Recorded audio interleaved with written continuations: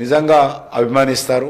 రాజకీయాలకు అతీతంగా, కులాలకు అతీతంగా, మతాలకు అతీతంగా అందరూ కూడా ఆదరిస్తారు. అటువంటి వ్యక్తికి ఈసారి భారతీయ జనతా పార్టీ తరఫున పోటీ చేయడానికి ముందుకు రావడం జరిగింది. కాబట్టి వారి యొక్క విజయాన్ని ఆకాంక్షిస్తూ మనమందరం కూడా ఈరోజు ఇక్కడ సమావేశం అవుతా ఉన్నాం. మనకందరికీ తెలుసు, ఈ యొక్క టీచర్స్ కాన్స్టిట్యున్సీకి సంబంధించి తెలంగాణలో ప్రస్తుతం 27వ తేదీ నాడు 2 స్థానాలకు ఎన్నికలు జరుగుతూ ఉన్నాయి. ఒకటి హైదరాబాదు, మన మహబూబ్నగర్ తప్ప అన్ని జిల్లాలలో ఈ యొక్క టీచర్స్ కాన్స్టిట్యున్సీ ఎన్నికలు జరుగుతూ ఉన్నాయి. ఇటు దేవరకొండ నుంచి మొదలు పెడితే అటు భద్రాచలం వరకు, అటు జైరాబాద్ నుంచి మొదలు పెడితే మరి కొమరం భీం జిల్లా వరకు మొత్తము అన్ని జిల్లాలలో కూడా ఈ 2 టీచర్స్ కాన్స్టిట్యున్సీకి సంబంధించినటువంటి ఎన్నికలు జరుగుతూ ఉన్నాయి. ఈరోజు టీచర్స్ కాన్స్టిట్యున్సీలో చాలా ఎంతో పవిత్రమైనటువంటి భావనతో టీచర్లకి ఓటు ఇవ్వడం జరిగింది. మన రాజ్యాంగ నిర్మాతలు చట్టసభలు ఏర్పాటు చేసినప్పుడు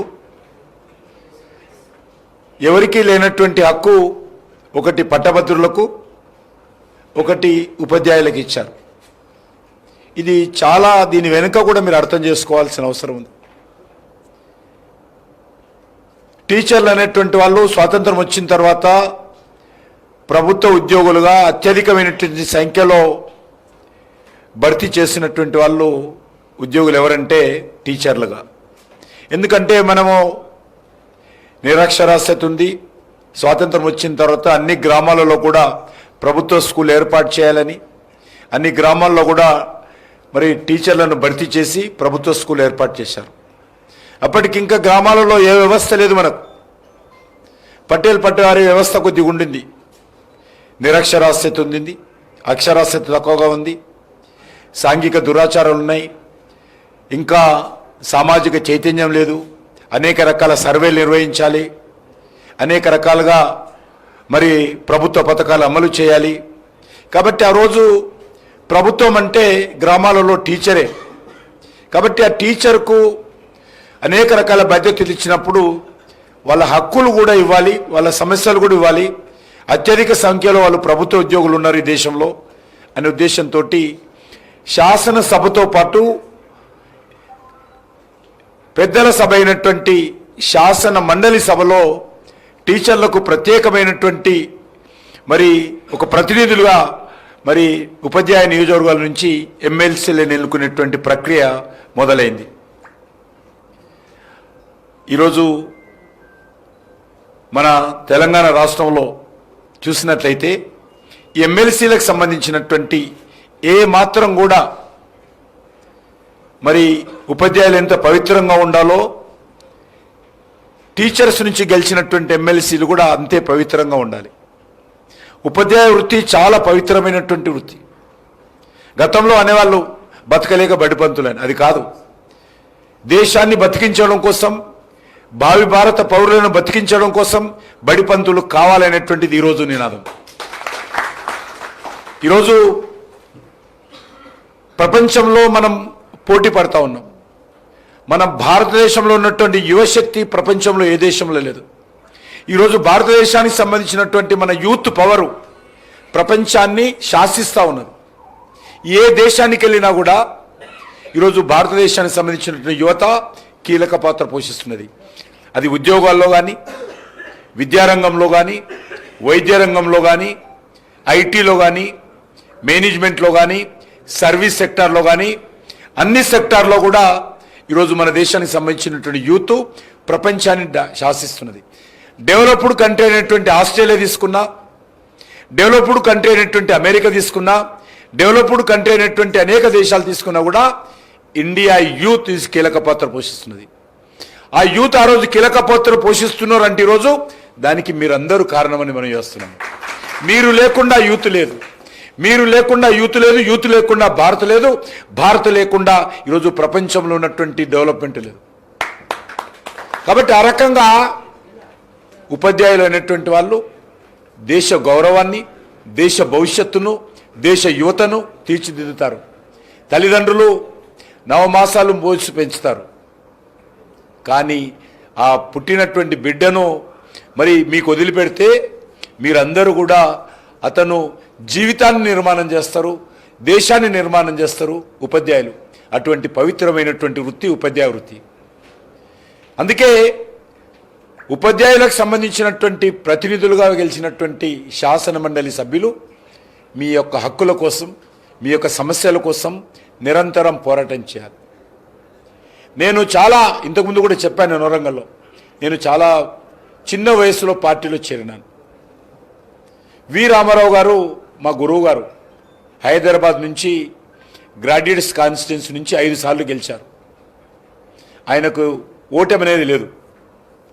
ఆ రకంగా బీజేపీ కానీ అంతకుముందు జనసంఘ్ కానీ గ్రాడ్యుయేట్స్ కాన్స్టిట్యున్సీ అన్ని సీట్లు బీజేపీ గెలిచింది. తెలంగాణ ఉమ్మడి ఆంధ్రప్రదేశ్లో కూడా రాయలసీమ నుంచి డిఎస్పి రెడ్డి గారు, హైదరాబాద్ నుంచి వి రామారావు గారు, ఇక్కడ నుంచి ఎల్ఎస్ రాజు గారు, డాక్టర్ రాజేశ్వరరావు గారు, కృష్ణా గుంటూరు విజయవాడకి వెళ్తే జూపుడి యజ్ఞనారాయణ గారు, మరి విశాఖపట్నం శ్రీకాకుళం విజయనగరం వెళ్తే పివి చలపతిరావు గారు, రాయలసీమకి వెళ్తే ఎడ్డూరి శివప్రకాష్ రెడ్డి గారు, చిత్తూరు ప్రకాశంకి వెళ్తే పిడతల రంగారెడ్డి గారు.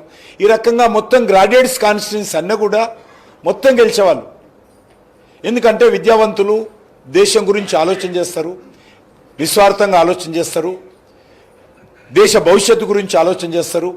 మంచి వ్యక్తులు ఉండాలి, మంచి సాంప్రదాయాలు ఉండాలి, మన సంస్కృతి పరిరక్షించాలి అనే దృక్పథంతో పట్టభద్రులందరూ కూడా బీజేపీ కోటేసేవారు. హైదరాబాద్లో పోటీ చేసినటువంటి మా రామారావు గారు ఎలక్షన్స్లో ఖర్చు ఎంత తెలుసా? 3.5 లక్షలు. 3.5 లక్షలతోటి హైదరాబాదు, రంగారెడ్డి, మహబూబ్నగర్లో ప్రచారం చేసి ఆయన ఎమ్మెల్సీ అయ్యాడు. ఇంకా కొన్ని జిల్లాలలో పోతే పట్టభద్రులే డబ్బులు ఇచ్చేటోళ్ళు ఆ కాలంలో. వాళ్ళు 1 2 రూపాయలు, 5 రూపాయలు, 10 రూపాయలు ఇచ్చి వీళ్ళని అభ్యర్థులుగా ప్రోత్సహించినటువంటి పరిస్థితి ఉండేది.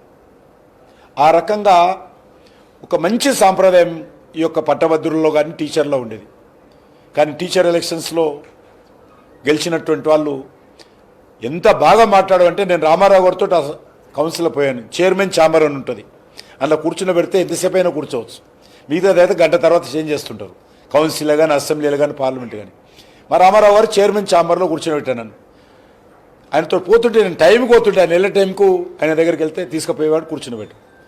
ఆ రోజు నేను వెళ్ళిన ప్రతిసారి కూడా చూసేవాడిని, వివరాలు కూడా తెలుసు. టీచర్స్ కాన్స్టిట్యున్సీ ఎమ్మెల్సీలు శాసన మండలిలో ఉంటారన్న భయంతో ఆ మంత్రులు ప్రశ్న జవాబులు చెప్పేటప్పుడు ఒళ్ళు దగ్గర పెట్టుకొని వచ్చేవాళ్ళు. వీళ్ళు ఏ రకంగా ఏమడుగుతారో అనే ఒక భయము. శాసనసభలో భయపడేవాళ్ళు కాదు, శాసన మండలిలో భయపడేవాళ్ళు మంత్రులు. ఆ రోజు మాణిక్యాలరావు కానీ, బాలకృష్ణమ్మ గారు కానీ, హనుమంతరావు గారు కానీ టీచర్స్ నుంచి ఎమ్మెల్సీలు అయిన వారు ప్రభుత్వాన్ని చీల్చి చెండాడేవాళ్ళు, గజగజలాడేవారు మంత్రులు. కానీ ఈరోజు ఎక్కడ పోయిందని అడుగుతాను. ఈరోజు ఎందుకు ఆ పరిస్థితి లేదు? నేను రాజశేఖర రెడ్డి గారు ఉన్నంత వరకు కూడా చూసేవాను. నేను రాజశేఖర రెడ్డి గారిని ఎక్కువసార్లు కలిసేవాను. నేను ప్రజా సమస్యల మీద హైదరాబాద్ ఎమ్మెల్యేగా 3 సార్లు గెలిచాను కాబట్టి వరుసగా వెళ్ళేవాడిని. నేను అనేక రకాల సమస్యలు తీసుకొని వెళ్ళేవాడిని, డెలిగేషన్ తీసుకొని వెళ్ళేవాడిని. వెళ్ళినప్పుడల్లా కూడా ఒక టీచర్ ఎమ్మెల్సీ కనిపించేవాడు ఆయన ఛాంబర్లో. ఎవరైనా 10 మంది ఏదో సంఘం టీచర్లను పెట్టుకొని ఒక 10 ఉత్తరాలు కట్టలు పెట్టుకొని విజ్ఞాపన పత్రాలు తీసుకొని నేను పోయినప్పుడల్లా ఇస్తుండే. ఆ రకంగా టీచర్ ఎమ్మెల్సీలు చాలా క్రియాశీలకంగా ఉండేటువంటి వాళ్ళు. ఆ యొక్క తెలంగాణ ఎందుకు ఏర్పడిన తర్వాత మన దురదృష్టం అంటే కానీ శాసన మండలి నిర్వీర్యం చేశాం. శాసన మండలి పేరు లేదు. టీచర్ల కాన్స్టిట్యున్సీలకు సంబంధించినటువంటి గెలిచినటువంటి వాళ్ళు పాలక పార్టీ బాకా ఊదడం మొదలుపెట్టారు తప్ప టీచర్ల కష్టాల గురించి ఏ రోజు కూడా ఒక్కరు మాట్లాడే పరిస్థితి లేదు. పాలక పార్టీలో చేరి కేసీఆర్ చుట్టూ, ఇప్పుడు రేవంత్ రెడ్డి చుట్టూ తిరుగుతున్నారు. ఈరోజు పరిస్థితి ఏంది? 2 ఎమ్మెల్సీలు ఎలక్షన్స్ అవుతున్నాయి టీచర్లు. ఏ రాజకీయ పార్టీ పోటీ చేస్తలేదు.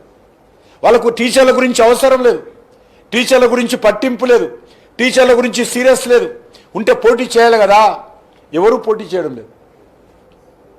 అంటే ఎంత టీచర్లకు సంబంధించినటువంటి ఎమ్మెల్సీ స్థాయి ఎంత దిగజార్చారో అర్థం చేసుకో. అందులుంటే గెలిస్తేంది పోడితేంది, ఇది భాష రాజకీయ పార్టీలు. మొన్న ప్రెస్లో పెద్దవాళ్ళని అడుగుతుంటే వేరే పార్టీ వాళ్ళను నుండి గెలిచి చేసేదే ఉంది, ఎందుకు వాళ్ళు ఉంటేంది పోతేంది. ఇది టీచర్లు అంటే ఎంత స్థాయి దిగజారి మాట్లాడుతున్నారో అర్థం చేసుకోవచ్చు. భారతీయ జనతా పార్టీ ఇప్పుడెంత ఎలక్షన్లు వచ్చినాయి, ఎలక్షన్లు రాకముందు కూడా 317 జీవో వచ్చినప్పుడు ఏ రకంగా పోరాటం చేసామో మీకు తెలుసు. ప్రజా సమస్యల మీద ఏ రకంగా పోరాటం చేసామో మీకు తెలుసు. నిరుద్యోగ సమస్య మీద ఏ రకంగా పోరాటం చేసామో మీకు తెలుసు. కాబట్టి ఈసారి భారతీయ జనతా పార్టీ తరఫున వాళ్ళు తక్కువ చేసి మిమ్మల్ని చూసినా, మమ్మల్ని విమర్శించినా, మేము మాత్రము టీచర్ల సమస్యల మీద అంకిత భావంతో అందరం కూడా యావత్ భారతీయ జనతా పార్టీ మొత్తం టీచర్ల యొక్క సమాజం వెనుక ఉంటుందని ఈ సందర్భంగా మనం చేస్తాము. అందుకే ఈ ఎన్నికల్లో మేము పోటీ చేస్తూ ఉన్నాం. తప్పకుండా మీ అందరినీ కోరేది ఒకటే, ఏ రకమైనటువంటి పరిస్థితి ఉందంటే, మేము కేంద్ర ప్రభుత్వం క్యాబినెట్ మీటింగ్లో ప్రధానమంత్రి గారు చర్చకు వచ్చినప్పుడు మొన్ననే వేతన సవరణ కమిటీ కొత్త దేశం డిఏలు ఏ ఒక్కరోజు కూడా కేంద్ర ప్రభుత్వం ఇవ్వాల్సిన డిఏలు కేంద్ర ప్రభుత్వ ఉద్యోగులకు టెన్షన్గా ఇస్తుంటాం. శాలరీస్ ఏ ఒక్క గంట కూడా ఆలస్యం కాదు కేంద్ర ప్రభుత్వానికి సంబంధించినటువంటి జీతాలు ఇచ్చేటువంటి కేంద్ర ప్రభుత్వ ఉద్యోగస్తులు. ఈరోజు మన తెలంగాణ పరిస్థితి ఏంది? మిగులు బడ్జెట్తో వచ్చినటువంటి తెలంగాణ, మిగులు బడ్జెట్ అంటే మీకు తెలుసు, ఏదైనా ఒక రాష్ట్రానికి పన్నుల రూపంలోనో కేంద్రం నుంచి వచ్చే నిధుల ద్వారానో ఎంత డబ్బు వస్తుంది అది లెక్క ఉంటుంది, ఎంత ఖర్చు చేస్తూ ఉంటుంది. మనము రెండు చేతులు, ఒక చేతి నుంచి వసూలు చేస్తాం, ఇంకో చేతి నుంచి ఖర్చు పెడతాం. మన తెలంగాణ విడిపోయినప్పుడు మనము ఆదాయం ఎంత వస్తుందో ఖర్చు ఎంత వస్తుందో లెక్కేస్తే మనకు మిగులు బడ్జెట్ ఉండేది, పైసలు మిగిలేది. ఇంట్లో కూడా మనము ఇంట్లో మన అమ్మనో మన చెల్లో మన తల్లో మన నాన్ననో ఎవరో ఇంట్లో ఏం లేదు ఎట్లా ఖర్చు పెడతాడు, మనకు ఎంత ఖర్చు అవుతుంది, మనకు వస్తున్న ఆదాయం బిడ్డ, మనం ఇంతవరకు ఖర్చు పెట్టుకుందాం, 10 పైసలు మిగిలితే రేపు పిల్లల పెళ్లిళ్ళకో పండుగలకో ఏదైనా మంచి చెడు వస్తే ఉండాలని చెప్పి ప్రతి ఇంట్లో కూడా ప్రతి ఒక్కరు కూడా 5-10 రూపాయలు సేవ్ చేస్తుంటారు. ఆ రకంగా మన తెలంగాణ కూడా సేవ్ చేసేవాళ్ళం. కానీ మన కేసీఆర్ పుణ్యమాని ఈ 10 సంవత్సరాల్లో 10 లక్షల కోట్లు అప్పయింది. 10 లక్షల కోట్లు మిగులు బడ్జెట్ ఉన్నటువంటి తెలంగాణ పెత్తనానికి పోయి దుబారా ఖర్చు చేసి మొత్తం దోపిడీ చేసి తెలంగాణ అందరి మీద ఈరోజు అప్పు చేశాడు. ఈయన ఏమన్నాడు రేవంత్ రెడ్డి, తెలంగాణ అప్పుల రాష్ట్రం చేసిండు, నేను వస్తే బాగా చేస్తాను. ఈయన వచ్చినప్పటి నుంచి రోజు గంట సేపు ఏ రకంగా అప్పులు తెద్దామో ఆలోచన చేస్తాడు. ఆఫీసర్స్ టాస్క్ ఫోర్స్ ఏర్పాటు చేశాడు, అప్పులు ఎవరిస్తారో తెద్దామని. అప్పులు ఇచ్చేవాడు కూడా చూస్తాడు కదా, తెలంగాణ రాష్ట్రానికి ఇచ్చే కట్టే శక్తి ఉందా లేదా, ఎట్లా కడతారు, ఈ రకం లేదు. ఇప్పుడు ఆ పరిస్థితి లేదు. ఈరోజు అప్పులకు వడ్డీ కట్టడం కోసం మళ్ళీ కొత్త అప్పులు చేయాల్సిన పరిస్థితి వచ్చింది. మనం ఎందుకు చెప్తా ఉన్నానంటే, మనకు సంబంధించి ఆయన అప్పులు చేస్తారా చేస్తలేరు, మనకు డిఏలు ఇవ్వాలా, మన రిటైర్మెంట్ అయిపోతే రిటైర్మెంట్ బెనిఫిట్స్ ఈరోజు కేంద్ర ప్రభుత్వంలో మేము పాలసీ తీసుకొచ్చాం. రిటైర్మెంట్ బెనిఫిట్స్ 6 రోజుల ముందే మొత్తం రెడీ కావాలా, ఆయనకి ఇవ్వాల్సినటువంటి చెక్కు రెడీ అయినాకనే ఆయన రిటైర్మెంట్ చేస్తాం. మోడీ గారు చాలా స్పష్టంగా చెప్పారు, ఇన్ని సంవత్సరాలు దేశం కోసం సేవ చేశారు వాళ్ళు ఉద్యోగస్తులు. ఉదాహరణకు మేము చట్టాలు చేస్తాం, ఆ చట్టాలను ఇంప్లిమెంట్ చేసింది, ఆ చట్టాలను ప్రజల దగ్గర తీసుకెళ్ళి ప్రజలకు సేవ చేసి ఆ చట్టాలకు సంబంధించినటువంటి ఫలితాలు ప్రజలకు చేసేటువంటి కష్టము ఉద్యోగస్తులు చేస్తారు. అటువంటి వాళ్ళు రిటైర్మెంట్ అవుతున్నప్పుడు సంతోషంగా వెళ్ళాలి.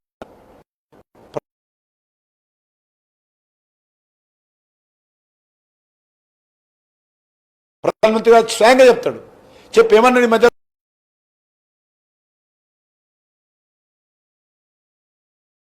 రిటైర్మెంట్ అయినటువంటి బాధలో ప్రతిరోజు డిఓ చుట్టూ, తహసీల్దార్ చుట్టూ, కలెక్టర్ల చుట్టూ, ఈరోజు టీచర్లు ప్రభుత్వ ఉద్యోగులు తిరుగుతున్నారు. ఈ రకంగా వాళ్ళ ఉసురు పోసుకోవడం ఎంత మంచిదా అని అడుగుతాను. వేతన సవరణ కమిటీ పిఆర్సీ ఇంతవరకు లేదు ప్రభుత్వ ఉద్యోగస్తులకు.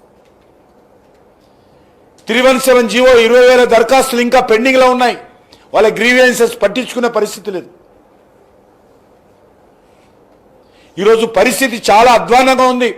ప్రభుత్వ కొత్త స్కూల్ కడతానని ఇంటర్నేషనల్ స్కూల్లో ప్రతి మండల లెవెల్లో ఇంటర్నేషనల్ స్థాయి స్కూల్ కడతాడు.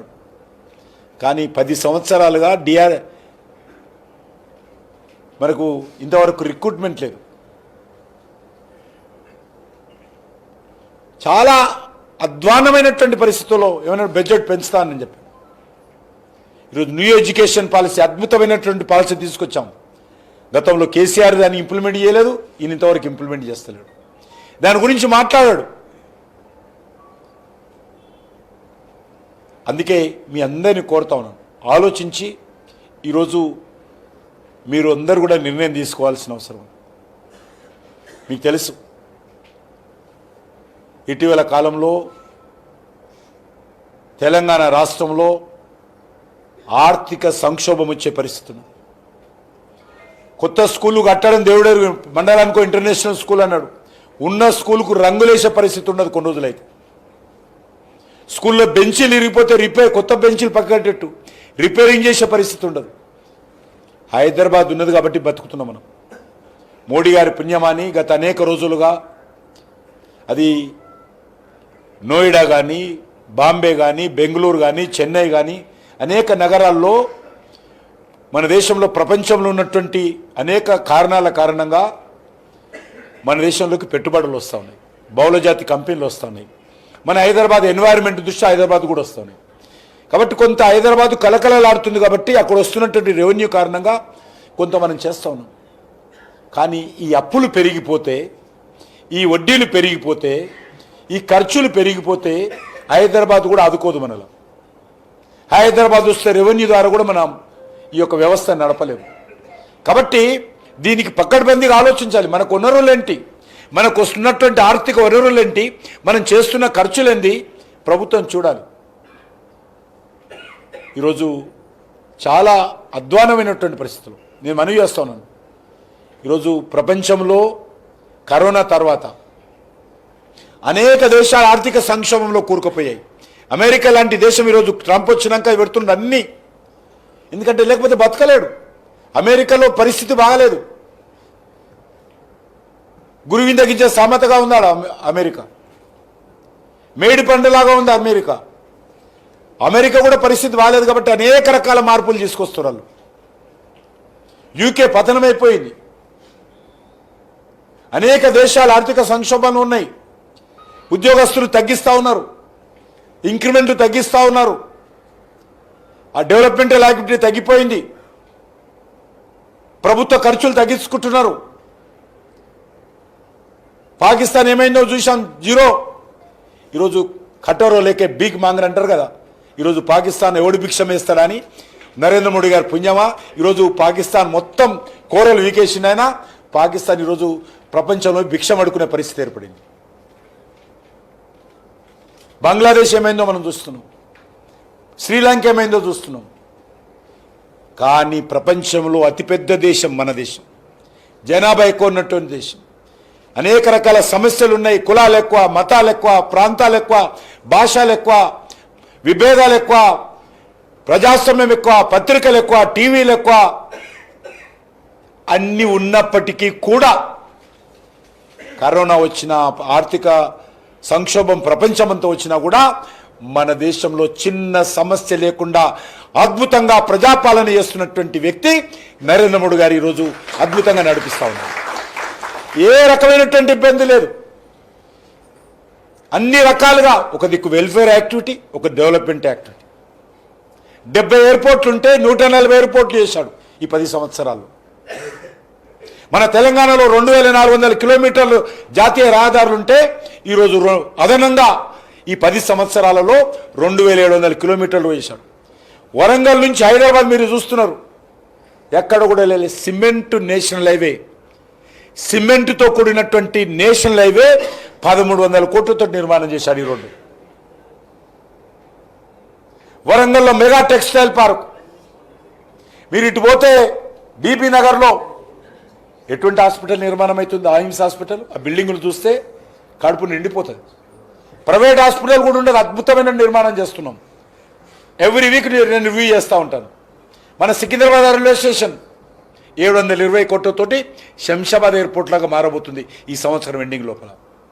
రామగుండం ఫెర్టిలైజర్ పరిశ్రమ, ఎన్టీపీసీ విద్యుత్ ఉత్పత్తి, అనేక రకాలుగా ఈ రాష్ట్రంలో కేంద్ర ప్రభుత్వం అభివృద్ధి కార్యక్రమాలు చేస్తూ ఉంటే ఈ పనికిరాని వాళ్ళు కొంతమంది, నరేంద్ర మోడీ గారు ఏం చేశాడు, కిషన్ రెడ్డి ఏం చేస్తున్నాడు, బండి సంజయ్ ఏం చేస్తున్నాడు అడుగుతున్నాడు. మీ ముఖాలకు మీరేం చేస్తున్నారో చెప్పండి. మీరు ఒక్క గ్రామ పంచాయతీకి 10 సంవత్సరాలుగా ఎవరైనా గ్రామాల్లో మీ సర్పంచులు అడగండి, ₹1 రాష్ట్ర ప్రభుత్వం ఇవ్వలే. గ్రామ పంచాయతీల వీధి లైట్లకు నరేంద్ర మోడీ గారు డబ్బులు ఇవ్వాలి, గ్రామ పంచాయతీల పారిశుభ్రానికి నరేంద్ర మోడీ గారు డబ్బులు ఇవ్వాలి, గ్రామ పంచాయతీల ఇంటర్నల్ రోడ్స్కు నరేంద్ర మోడీ గారు డబ్బులు ఇవ్వాలి,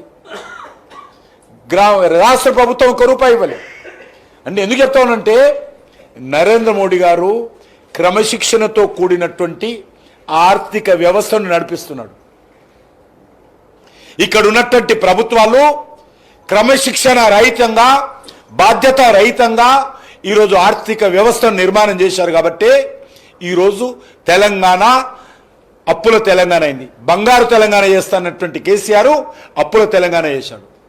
ఆ ఒక్కటి మాత్రం చాలా గ్రేట్గా ఉన్నాం. నేను ఈరోజు కూడా వస్తుంది పేపర్లో, మొత్తం దేశంలో అత్యధికమైనటువంటి మద్యం అమ్మకాలు ఎక్కడ అంటే తెలంగాణలో. ఇది మాత్రం గ్రేట్. ఇది మన తెలంగాణకి ఇదా కావాల్సింది. తెలంగాణలో స్కూలు బాగుపడాలి, తెలంగాణలో విద్యా వ్యవస్థ బాగుపడాలి, తెలంగాణలో వైద్య వ్యవస్థ బాగుపడాలి, బడుగు బలైన వర్గాలకు న్యాయం జరగాలి, అందరికీ విద్య అందుబాటులో ఉండాలి, మౌలిక వసతులు కల్పాలి, ప్రతి ఊరుకు రోడ్డు ఉండాలి. దాని గురించి పట్టింపు లేదు. అందుకే ఈరోజు మీ అందరినీ కోరుతా ఉన్నాను, మన తెలంగాణను మనం రక్షించుకోవాలి. ముందుగా మన ఎమ్మెల్సీలు, టీచర్స్ కాన్స్టిట్యున్సీ ఎమ్మెల్సీలు మనం గెలిపించుకోవాల్సిన అవసరం. భారతీయ జనతా పార్టీ ఒక కమిట్మెంట్తో టీచర్ల సమస్యల మీద రానున్న రోజుల్లో అంకిత భావంతో అండగా ఉండాలని ముందుకు వస్తూ ఉన్నాం. ఇష్టం లేనటువంటి వాళ్లకు, ఇంట్రెస్ట్ లేనటువంటి వాళ్ళ గురించి ఆలోచన చేయాల్సిన అవసరం లేదు. మాకు ఇంట్రెస్ట్ ఉంది, మేము అంకిత భావంతో వస్తున్నాం, తిరుగుతున్నాం. ఖచ్చితంగా మంచి అభ్యర్థిని, ఏదో రాజకీయ అభ్యర్థి కాదు, మంచి అభ్యర్థి ఈరోజు మీ యొక్క సమాజం నుంచే వచ్చినటువంటి వ్యక్తిని ఈరోజు పెట్టాం. తప్పకుండా నిస్వార్థంగా పనిచేస్తాం. ప్రతి ముఖ్యమైనటువంటి జిల్లా కేంద్రాలలో వారు గెలిచిన తర్వాత మరి తప్పరేకమైనటువంటి విభాగాన్ని ఏర్పాటు చేసి మీకు అన్ని రకాలుగా సమస్యల పరిష్కారం కోసం, ఆయన కోసం మీరు వరంగల్ తిరగాల్సిన అవసరం లేదు. షెడ్యూల్ పెట్టుకొని ప్రతి జిల్లాకు ఏ వారంలో ఏ రోజు వస్తాడు, అలా ఆఫీస్ ఏంటి, అలా స్టాఫ్ ఏంటి, ఆ రకంగా ఉపాధ్యాయులకు అందుబాటులో ఉండేటువంటి ఒక కార్యాచరణ ప్రణాళిక రూపొందించి గెలిచిన తర్వాత మీకు అందుబాటులో ఉంటామని చెప్పి ఈ సందర్భంగా కోరుకుంటూ 27వ తేదీ, ఎందుకంటే 26వ తేదీ శివరాత్రి. ఈ శివరాత్రి కూడా చాలా ముఖ్య, ఇన్ని సంవత్సరాల శివరాత్రికి ఈ శివరాత్రికి చాలా ఇంపార్టెంట్. ఎందుకంటే మనం కుంభమేళ చూస్తున్నారు, 140 సంవత్సరాల తర్వాత. ఏం కుంభమేళది, ఎన్ని కోట్ల మంది, మన దేశంలో 140 కోట్ల మంది ఉంటే ఇప్పటికే 65 కోట్ల మంది వచ్చారని. 65 కోట్ల మంది వచ్చారు. ఇంక 26 శివరాత్రికి చివరి రోజు. మా ఇంటి నుంచి పోలేదనేటువంటి కుటుంబం లేనటువంటి పరిస్థితి ఉన్నది దేశమంతా. అది పేదవాళ్ళు కానీ డబ్బులున్న వాళ్ళు కానీ అందరూ పోతున్నారు.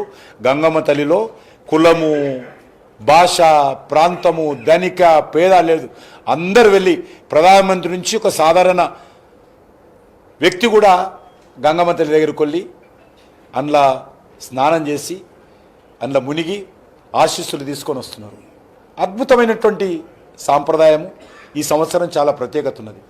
శివరాత్రి రోజు మీరు అందరూ ఒక్క పొద్దులు ఉంటే ఉండండి. 27 నాడు మాత్రము స్నానం చేసి శివుడికి నమస్కారం చేసి పోలింగ్ బూత్కు వెళ్ళి ఓటేసి వచ్చిన తర్వాత ఒక్క పొద్దు ఇవ్వండి.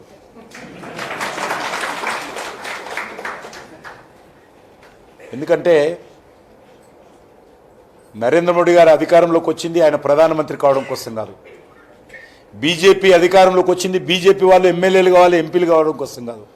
నరేంద్ర మోడీ గారు ప్రధానమంత్రి అయ్యారు కాబట్టే ఈరోజు దేశంలో ఉగ్రవాదం తగ్గింది. నరేంద్ర మోడీ గారు ప్రధానమంత్రి అయ్యారు కాబట్టే ఈరోజు పాకిస్తాన్ యొక్క ఐఎస్ఐ మరి ఈరోజు ఐఎస్ఐని ఉక్కు పాదంతో అణిచివేశాం ఈ దేశంలో.